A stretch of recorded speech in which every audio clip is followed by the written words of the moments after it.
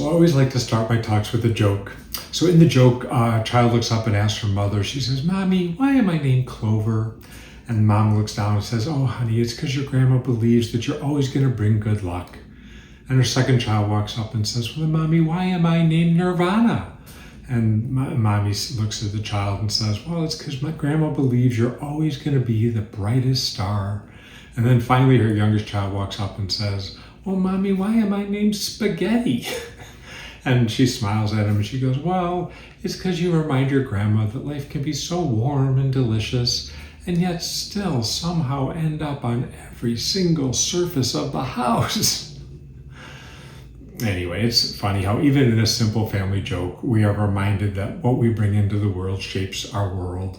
And in the joke, it's the name of the child, but really in reality, it's our approach to life that can change our world.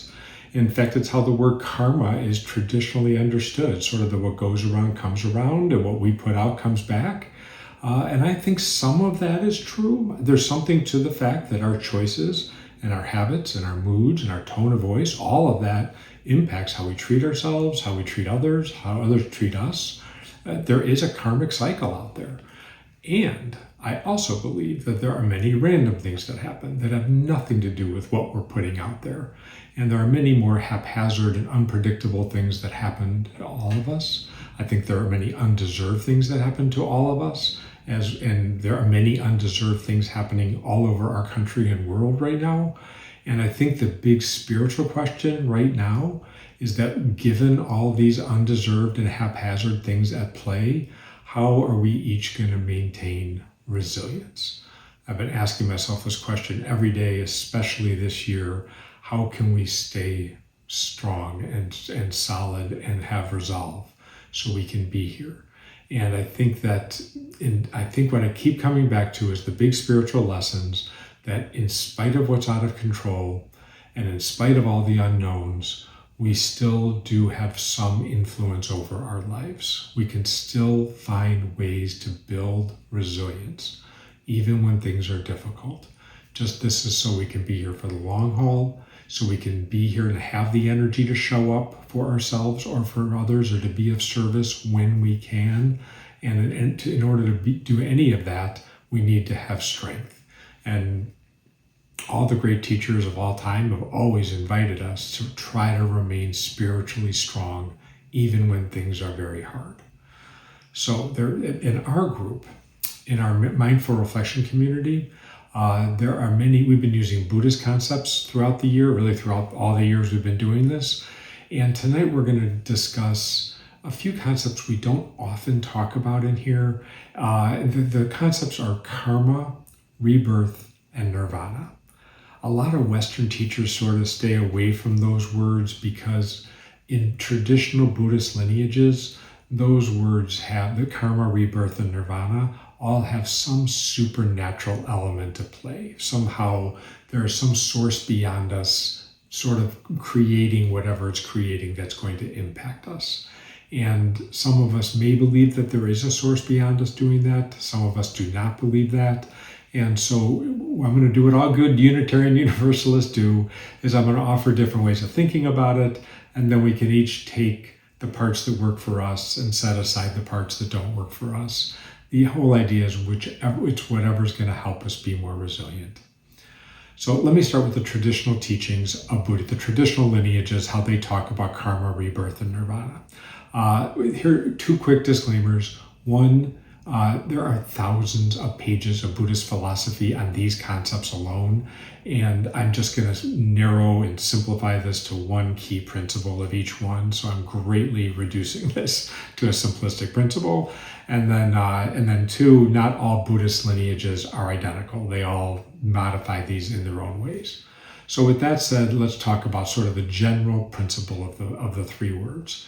In traditional Buddhism, karma is taught as there's sort of this cause and effect system that's built into the universe. In fact, I'm going to call, just to keep this simple, I'm going to call the supernatural element the universe throughout all of this. So it's built into the universe, sort of a force of nature.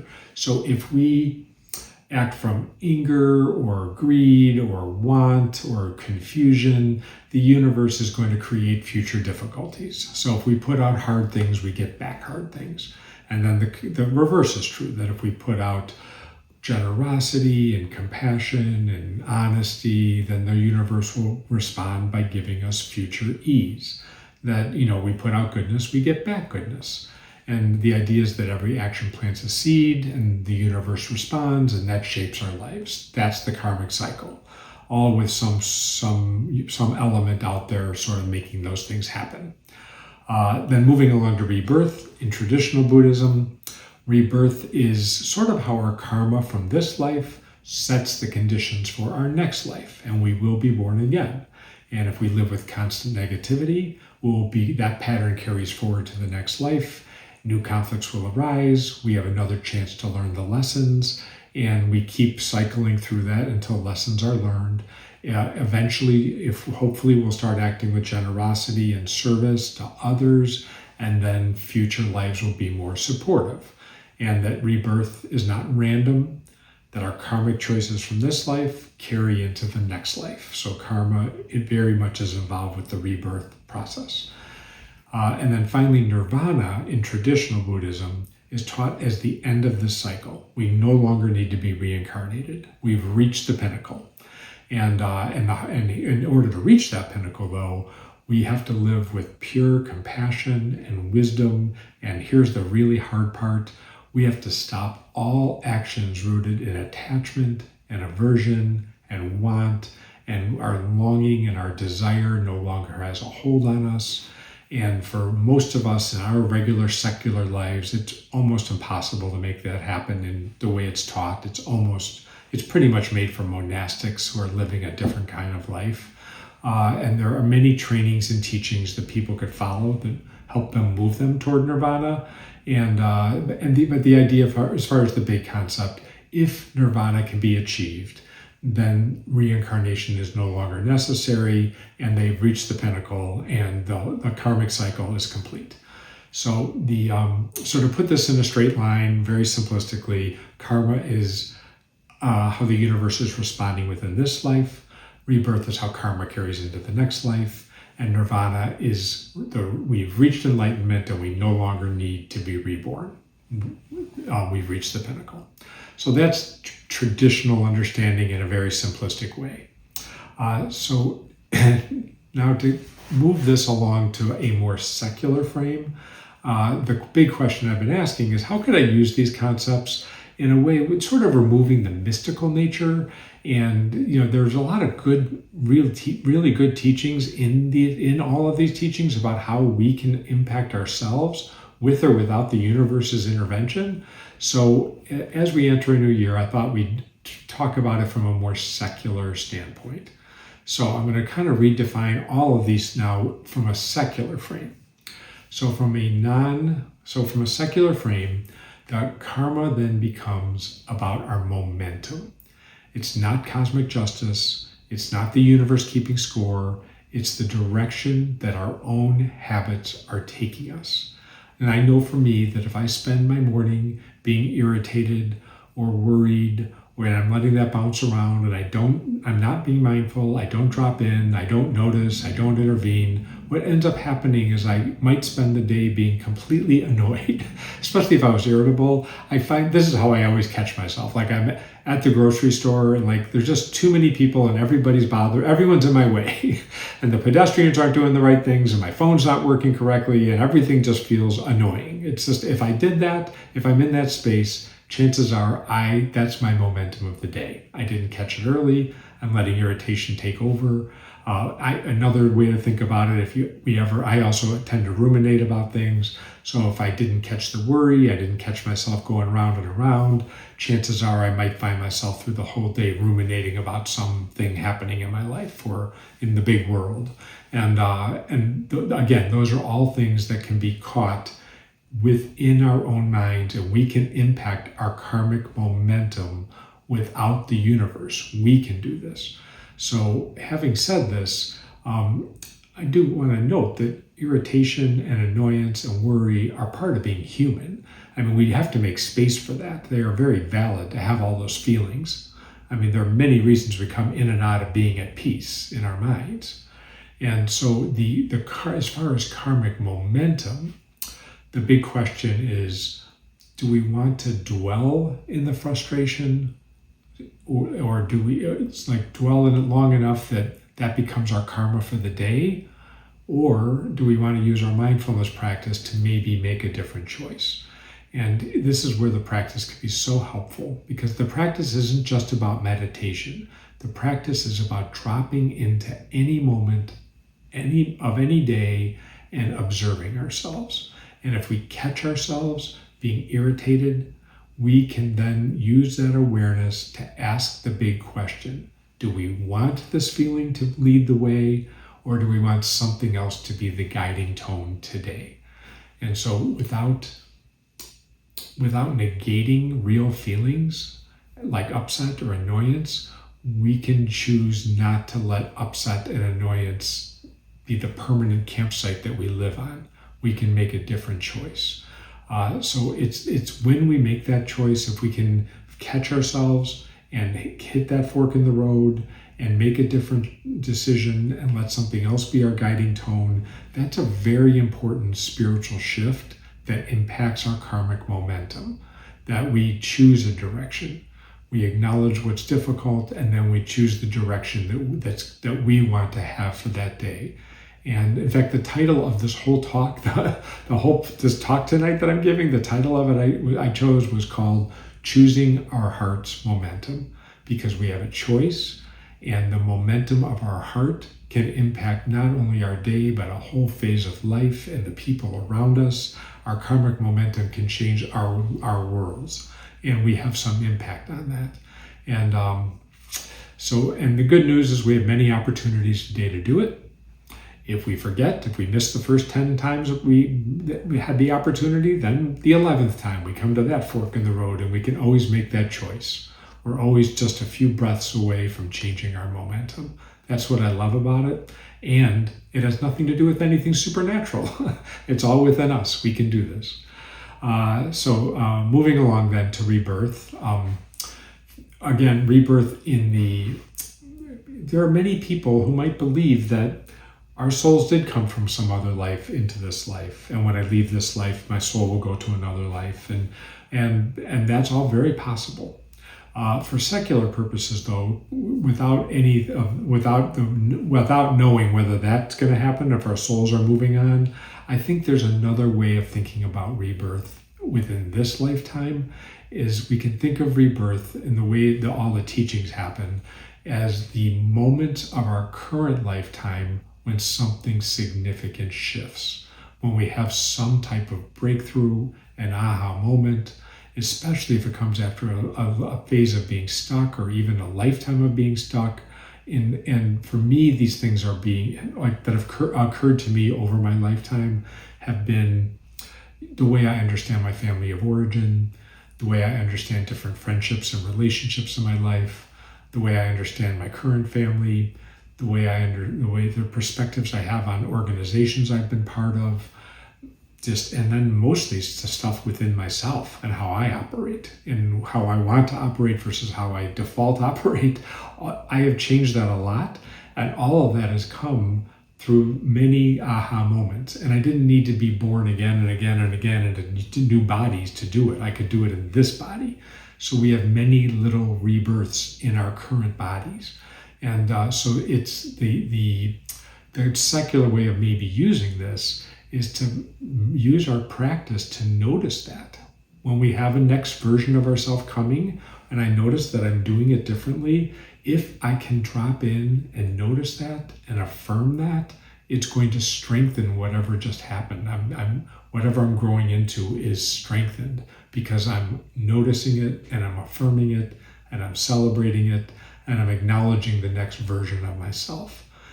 All of this can impact our karmic momentum, because if we are noticing that and if we are growing and if we are reinforcing that with mindfulness, chances are we're going to shift our karmic momentum to something that's more wise and a direction we want to be going with our momentum. And the reverse is true. Our karmic momentum will impact our moments of growth, our rebirths. Because if we have a more loving, gentle, forgiving, understanding momentum, we're more likely to have those little aha moments and the ability to grow. So that's karma and rebirth all within a secular frame. So then finally moving along to nirvana.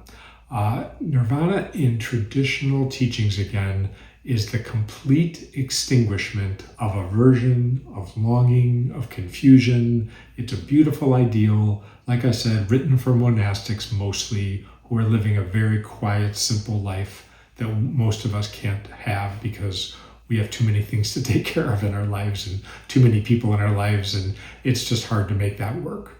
And in the pure extinguishment is hard to make work, the total exhaustion of all those things.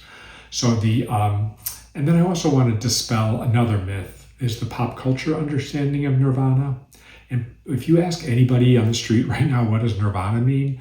Chances are the working definition is something amazing. It's awesome. It's like we are awestruck by the beautiful thing. I mean, people talk about it as, it could be the dress, the party, the sunset, the vacation. It was like heaven. It was nirvana. People like really think of it as this big, beautiful thing. And that definition of nirvana could not be further from the actual Buddhist understanding of nirvana. In Buddhism, nirvana has nothing to do with external stimuli. It has nothing to do with where we are, what we're seeing, or anything. It has everything to do with what's going on inside. It's an inside job. And inside, they call it enlightenment because in enlightenment, we have let the stories fall away. We have let our longing and our want and all those needs that are relentless in our minds have all gotten quiet. And when that gets quiet, we are having moments of enlightenment. And I like to maybe think about redefining the word nirvana to those quiet moments, with the understanding we're never probably going to fully extinguish and fully exhaust all of it. I know for me at least, and hopefully maybe for you, there are some moments, it might last 20 seconds, it might last 5 minutes, sometimes it can last 3 hours. It never lasts a day for me. But where really all the stories fall away and all the narrative going on and the clinging and the wanting it to be different, and I'm just fully present, at rest, at peace with what I have. It could happen during meditation. It could happen just sitting, walking, being with a pet, being in nature. It could happen anywhere. And the idea is that we are no longer lost in irritation. We're just present with these little nirvana moments. And again, if we use our practice then to notice those, if we drop in and catch ourselves more at ease and more at peace, just notice that. Notice that we're being present, because if we are more aware that they're happening, we strengthen them, and then we can build on those as well. So the whole idea is the small stuff is falling away. So and again, like I said, these are all impacting each other. If our karmic momentum is in a quieter, softer, safer, more kind place, we're more likely to have moments of nirvana. These moments of just quiet and presence, because we've set up a momentum toward that. And same thing with the moments of the rebirth moments. If we are noticing those, then chances are we're changing our momentum, and our momentum impacts our presence, and our presence impacts our momentum. This all works together.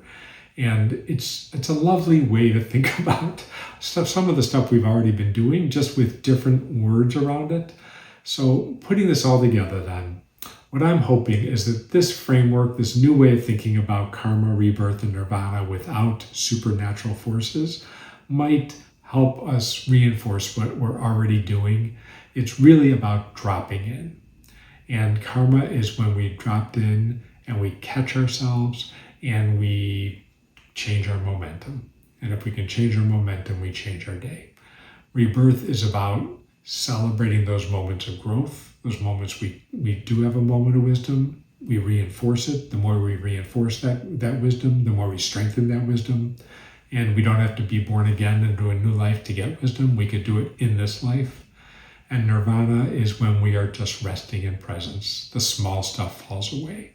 And again, we don't have to extinguish and satisfy the entire Eightfold Path of Buddhism to have nirvana moments. We can have nirvana moments because we're just touching enlightenment, even briefly. And my favorite part of all this is that it doesn't rely on anything supernatural. It's about the choices we make. It's about how we handle the forks in the road. And like I named the title, it's how we change our heart's momentum. So as a final little prayer, may we each find ways of dropping in, rest in peace, notice our growth, and may each of us find ways to be in the world with a more steady heart. Namaste.